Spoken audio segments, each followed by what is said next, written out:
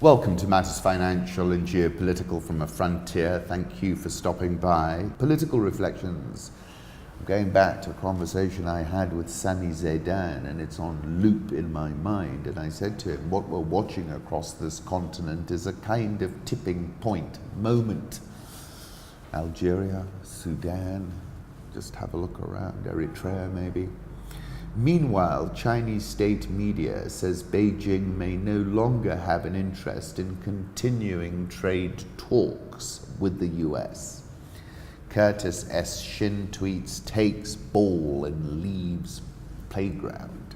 And I said, so, no more chickie run? Both, you know what a chickie run is, that race stolen cars towards the edge of a cliff, and the first to eject out of his car is branded a chickie. This is the US dollar versus the Chinese currency creeping towards 6.95. 7 is the key level here. Xinhua says China may have little interest in trade talks with the US right now. Very Sun Tzu. You remember that article in the Nikkei Asian Review where they estimate that 80% of the tariff burden will be borne by Chinese producers, according to one estimate.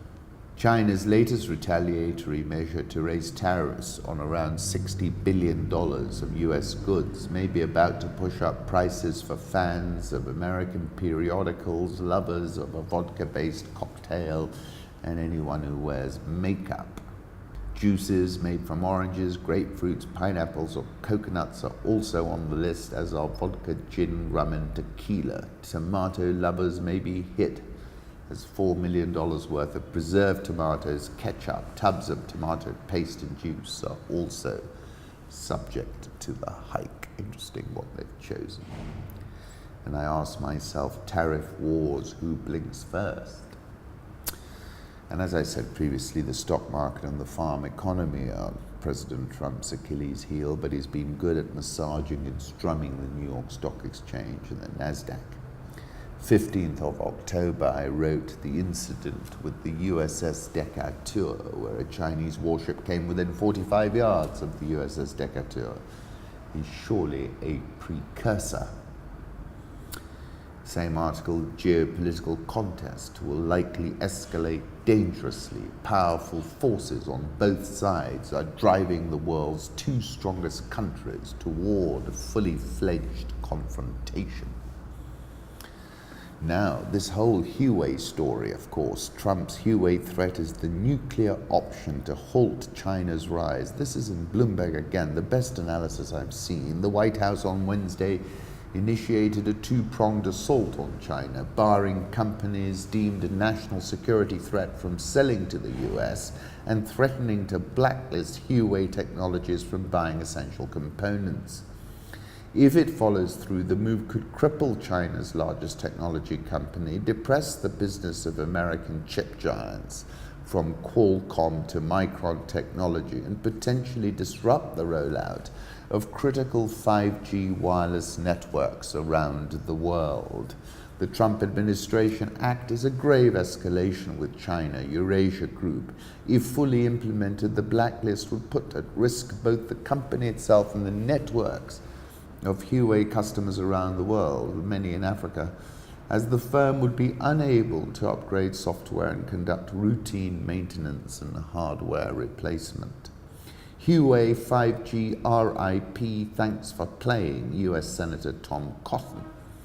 US suppliers to Huawei include Lumentum Holdings, Qualcomm, all were indicated to open lower yesterday.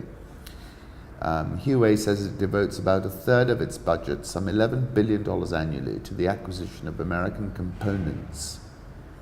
Commerce Department said it will soon put Huawei on an entity list, meaning any US company will need a special license to sell products to the world's largest networking gear maker.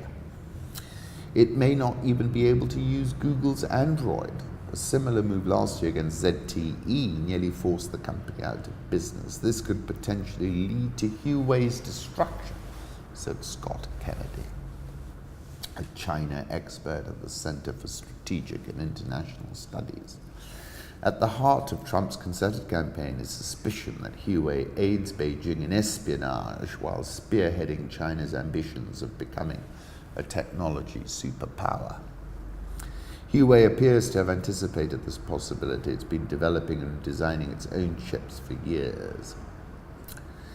Huawei's base station, smartphone, server, maritime cable businesses simply cannot run without Qualcomm baseband and processor chips. There are alternatives, but from American peers such as Intel, Micron, and Broadcom. The US is putting a circlet around the head of Huawei, said Sheng, who is based in Shanghai. The impact goes well beyond its 5G ambitions, because without American suppliers like Qualcomm and Marvell, it can't even maintain normal operations. 10th of December, I was writing about truce dinner in Huawei. That time I was referencing the fact that they had this wonderful dinner and they all broke out into applause thereafter, but then at the same time, the Justice Department, US Justice Department, was instructing for the arrest of Meng Wanzhou at that very moment. He wanted it painted flat black to burn hands. He wanted spikes to be a certain way to inflict pain and deter others. He wanted fewer gates. Trump has delved deep into the details of the wall.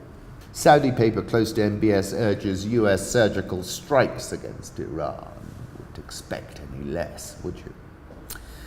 America, according to this tweet from Aaron D. Miller, should be doing is allowing the Saudis, or for that matter the Israelis, to drag us into a war with Iran. Our agendas aren't identical.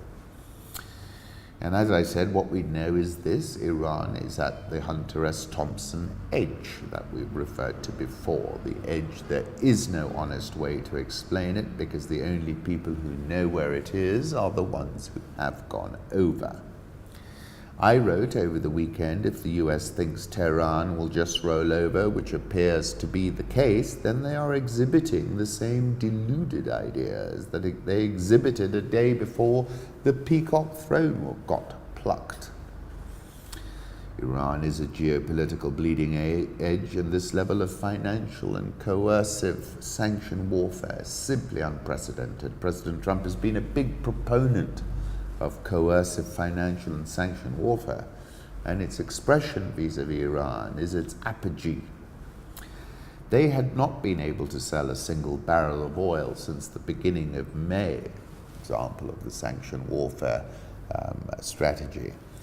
Once upon a time, they were taking in $100 million a day, and they were at zero. However, according to a scoop, on the eve of Javad Zarif's arrival in Beijing, tanker trackers shows that a Chinese VLCC has loaded 2 million barrels of Iranian oil and is heading east, the first export since Trump revoked the oil waivers. This was the same day that Javad Zarif traveled to Beijing for talks on regional and international issues. Pacific Bravo. And of course, Soleimani, who got the order of Zulfikar not too long ago, and is a serious resistance figure, totemic, iconic kind of figure, said we're on the cusp of a full-scale confrontation with the enemy. And I said the Iranians will surely manage to shutter the Straits of Hormuz, even after an asymmetric fashion. The Economist has an article, "Strange things are afoot in the Strait of Hormuz."